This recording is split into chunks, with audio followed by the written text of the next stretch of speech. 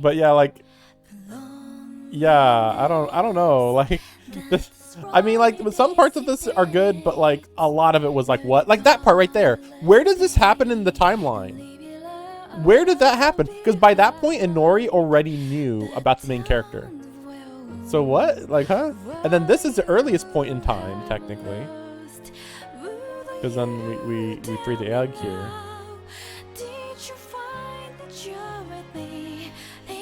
I mean, I guess that's the main question. Oh, this is the music, by the way. I think that they played in the anime. I believe, yeah. Again, so why is his rookie form this generic Digimon? Like, what? Like, he could turn into a generic Elecmon or something into Agiomon. Like, what? Huh?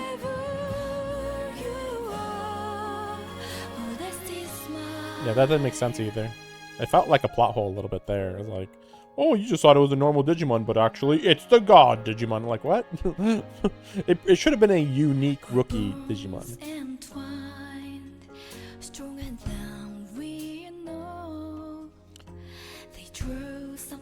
But again, like, couldn't we have made Inori the main character and the main character here not exist? Like, we didn't need the main character to be this, she's a time double. Oh man, so crazy, right? Like, no. Just have it be Inori. And then we could have been Inori. Like, that would have made the story way better. And then, like, it could have been, like, by them having a bond, she's able to have some aspect of the time powers, at least not be affected by the, or not be affected by time paradoxes and stuff as much or something. But yeah, Inori being here was just pointless the whole game. So dumb. Oh yeah, that's right. Inori never had to address that her father was like kind of sort of evil. But oh, don't worry about it. That was a different timeline, so he's a good guy now because the brother gets healed, so it's fine. That's my guess. I'm guessing that they reversed that decision. Like, they were going to have a whole thing about the father and all the things that he went through. But then they were like, hey, screw that. We're gonna eventually reverse all this anyway. Like, it's not going to, you know, we already know how far he'll go for his daughter. We don't need more of that, so. But yeah, this is the review time, by the way. This is basically my review now. So the review is, this is like a 5 out of 10. I don't know why this is getting praise. Go play Cyber Sleuths. Maybe I am insane, but Cyber Sleuths came out in 2017. It's technically the first game in this trilogy, I guess, technically. It was a trilogy back then. And it was just better in every way. Like, the way the evolutions work, I think, was better. The story was a little more interesting. There was more mystery. Here, it was just a lot of, I don't understand what's happening at all.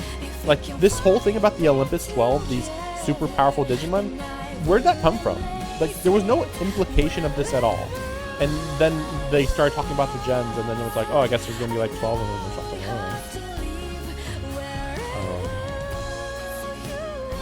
But like, there's so many, like, oh, well, you know, Junomon, you know, she thought that she was gonna be taking care of the guardian Digimon. Oh, isn't it so sad that she went crazy and started sacrificing Digimon?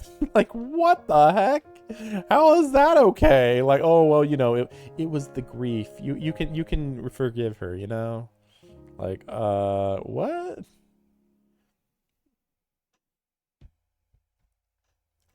A lot of, like, a lot too many really bad actions being excused. And I mean, best of all, I guess you could say, is that they time travel, so all the bad things were undone. Because remember, the inciting incident is us unleashing the egg. But the egg actually fell into the human world a few years or a few months earlier. And, you know, that's when the egg fell and the brother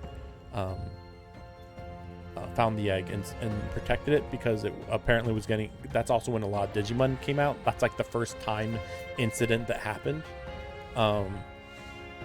Again, this was all in the 4-minute anime that they released like a week ago. Like, what the heck were they thinking? Like, that should have been the first scene. Now, you could say, well, it spoils too much, or it's like too emotional in some ways or something, but like, I don't know, like, it was vital information, that animation. It was crazy.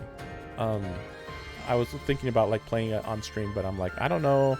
Could easily get copyrighted, and also just generally like, if the game's not going to show it, look it up yourself. I would say that that was more interesting than most of this game. The first hour of the game was like intriguing, but then once we learn everything that was happening there, it's like, wait, this doesn't even make sense, because Adamus was nothing. It was just made up. We were just being led around by imaginary voices in our mind. What? What the heck? And apparently the only Digivice in the world is just handed to you by God, which maybe that's actually normal. I mean, the Digivices, I don't know how they're normally sent. I thought they just kind of appear because you were the Digidestined. The Digidestined are like the people destined to have the Digivices and save the world from some immediate threat. Digidestined are more interesting than anything that happened in this story. But yeah, so like the first hour, interesting. But then the first 4 hours, not interesting. They're setting up like, ooh, maybe there's going to be some mysteries and that you have to solve or figure out in the human world. No, lol, JK, title crawl, you're now in the digital world. And then we have like a solid 10 to 20 hours of stuff happening in the past in the digital world to build up backstories and basic world building. And then we fight Titanmon and go to the future. And then, okay, we're gonna use that world building and everything we built up to have stuff happen now. Like, I get it, but it's so long. And it couldn't be shorter, I'll admit. But like, personally, I would have said, don't do that. I would have said, just don't have those 8 years ago flashbacks that defined all these people's lives, and then 8 years later, this is how things turned out. Like, I just really don't like it that way. It makes sense to do for a time travel plot, but it got really repetitive, and all of the stories weren't particularly interesting, except for when Plutomon, not Pluto, Neptunemon got poisoned. That was the most interesting part, though it was weird because everything with where the poison came from was like so out of left field. It was like, what? And there's like these truly evil characters that showed up, were randomly there, and then died. I think anyway, the Digimon where we first flew in the blimp, I forget her name, but like, you know, she the one with the poison, she was actually truly evil. She was actually trying to murder people. And then there was Pumpkinmon, who truly evil, like actually trying to fuck things up really hard and totally wanted Dianamon and Apollomon to die. It's weird that those are portrayed more evil than Chronomon. Also, Black Cherubimon or Dark Cherubimon was never explained fully. Like, I thought like after a while I was like, maybe it's one of the 7 demon lords, but then he never showed up, so I guess not. Maybe he was supposed to have digivolved into a different one, and then we fought that instead. Or no, maybe they showed that Dark Cherubimon went inside of the human, the giant human weapon. That's my second best guess. That he went to the human weapon, and then we defeated the human weapon, something like that. I don't know. That's my best guess.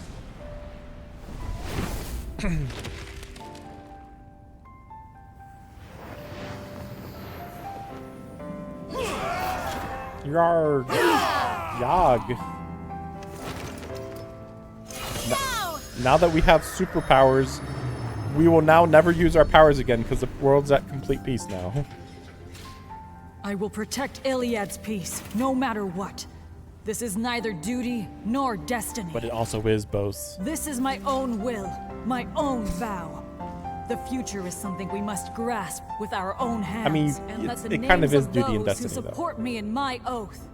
The Olympus 12 be known far and wide. May their names reach worlds far beyond our own! I don't know. Okay. And then the current's like, yeah. Okay. Okay, so yeah, I'll save over this one. Okay. Okay. I also feel like we should have like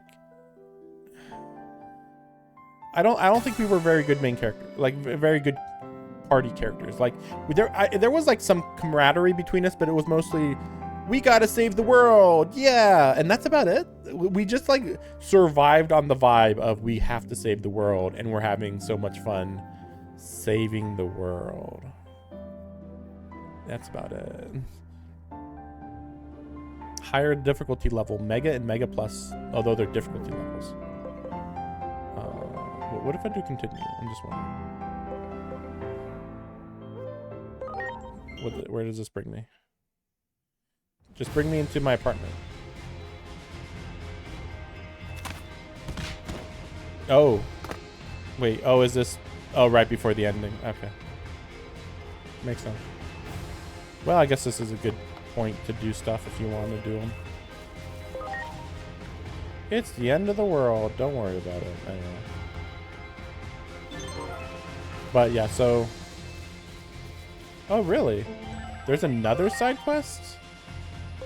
Olympia's 12's test match. Oh my gosh.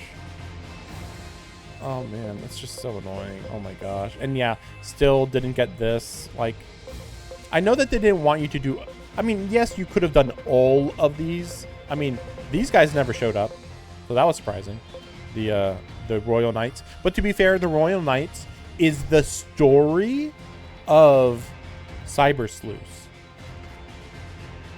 And it's way more interesting. It's just way more interesting in every way. I mean, now I'll give credit. The production values of the ending fight in this game were top notch. Like just like the way they were doing the combos and the build up and everything. It was very good. I would say that the build up and everything that happened in Cyber Sleuths was less dramatic. But it was smaller scale. We were not fighting the God of Time, admittedly. I mean, the God of Time in this was kind of threatening all of reality. You know, they're only the God of Time, but they were practically the equivalent of the God, the main God. But it's also weird because they even say in the story that, well, actually, the main God beat Chronomon really easily. But it's like, but then why didn't they kill them? And it's like, well, the story of the game wouldn't have happened. Like, there's too many plot holes like that of, well, we can't do that because then the game story wouldn't have happened. Like, a lot of that going on. You just have to... I mean, like, I understand them not wanting to deal with paradoxes, but the biggest ones being like, oh, why didn't we die when that happened? And it's like, like, there's attacks that we get hit by, and then it looks like we're dead. But don't worry, we weren't dead. Oh, how did we survive? Oh, no explanation. Like, what the fuck? What the fuck? This room is not in Cyber Sleuths. Because why would you need this room? Why does this room have this? Why? It's this... Okay, this is where the movies are, actually. Although you can't really do anything right here, right? Like, what can you do here? Nothing? Nothing. Amazing. So this is just supposed to be recreating the Velvet Room from Persona, period. That's it. Which is pointless because this is just needlessly massive, you know? This back room was a little more interesting, like it being the background room, being where the gods are. That makes sense. Okay, fair enough. That's a funny part. I mean, I don't think the gods were really necessary. I'm not sure how this helps any aspect of the world building, so I'm a little confused by that one. So it just feels like an extra big Velvet Room for no reason. And they didn't really use it in an interesting way. I mean, yeah, here, the PlayStation Store, and here you have the outer... What are they called? I keep forgetting.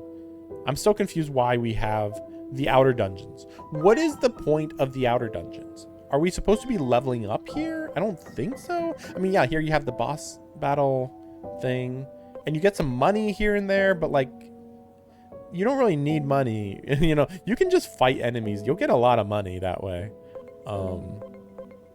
Yeah, there's a lot of stuff here that I just don't understand. A lot of extra stuff in here. You know, I might come back through here, but honestly, I'm not that interested in most of the game's post story. This has some of the least interesting side characters that I've seen. They're very basic. Like, let me see. Maybe, hopefully I can see them a little bit.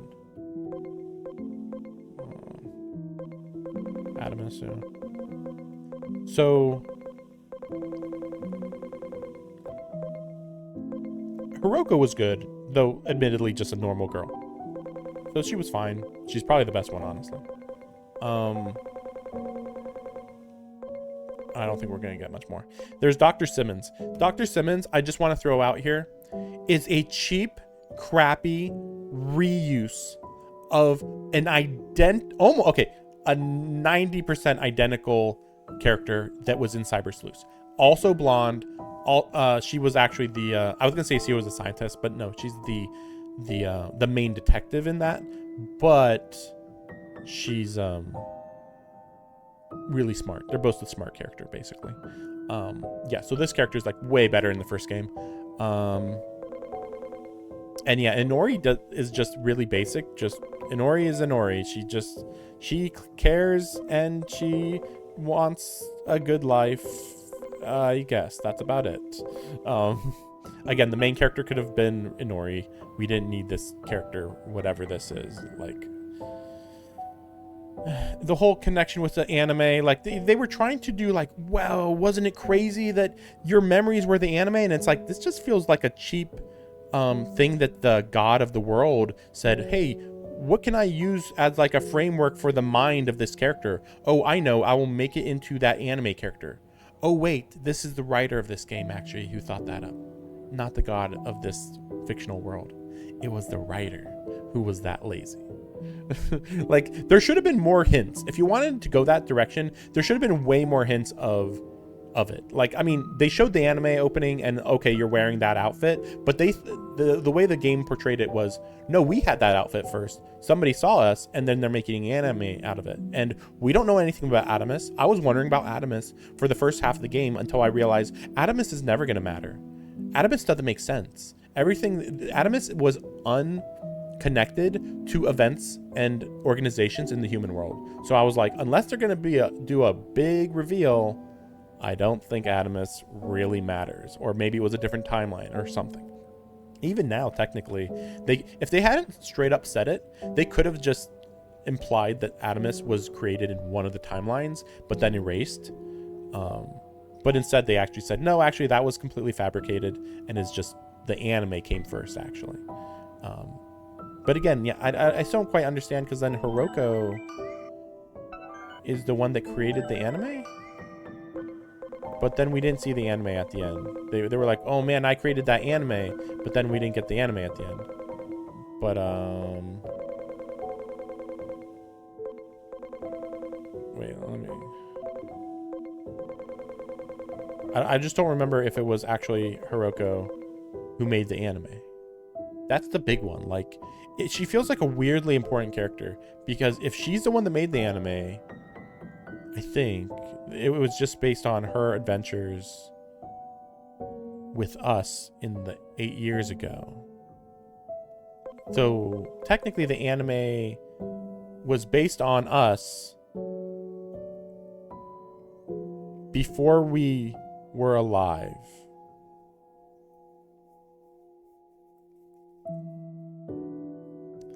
Anyway, time paradox, so don't worry about it. Thanks for watching. Again, 5 out of 10, not great. I just wanted to finish the game, but I was a little scared how difficult the ending of the game was.